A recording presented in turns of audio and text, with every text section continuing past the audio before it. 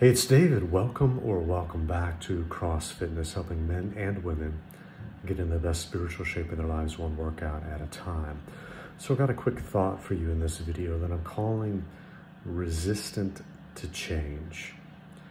In my devotions this morning, I was reading the story of a guy. He lived in rural America. This was before electricity had made its way throughout all the communities, and it had just reached out into his area, and they were running the lines, the utility people were.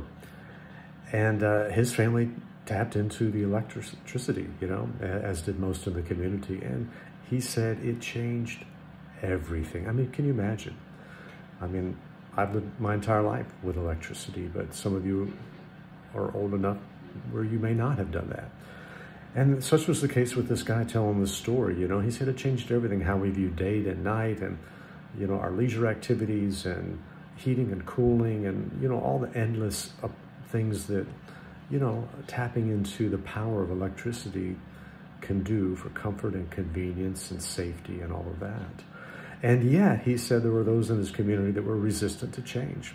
They absolutely would not tap into the electrical lines when they were given the opportunity to. They preferred to use the kerosene lamps and to hand crank their washing machines and to beat their rugs on the clothesline, and to do everything manually, use dry cell batteries for their radios and all of that, because the thought of change was overwhelming to them.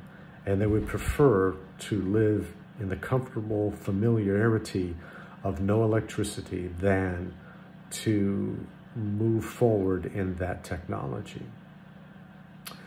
And so it reminds me of a lot of people that I know, that I run into at the gym or in my community, neighborhood, just in life, that, they have not tapped into the power of the Holy Spirit. They're lost. They're not born again. They're not saved. And they have no idea how profoundly their lives would change if they would only confess Jesus Christ as Lord. Jesus said in Matthew 5:16, to let our lights shine before men, that they may see our good works and glorify our Father in heaven. For those of us that are born again, we're Christian believers, we have an opportunity to demonstrate through our testimony and our lives of how profoundly our lives can and have changed. And and so let's do that. Why don't we today determine to just, those having electricity versus not having electricity, as much of a difference as that would be, people living across the road from one another in that rural community. In the same way, we have people across from the desk from us, across from the weight machine we're working on at the gym, or across, the street as our neighbors, that probably don't know the Lord.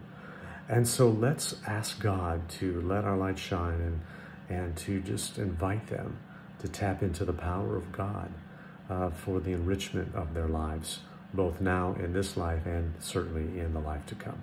So anyway, I hope that encourages you a little bit. For now, I'm David, your virtual mentor, reminding you that I'm always for you, never against you. Have a great day today. See ya.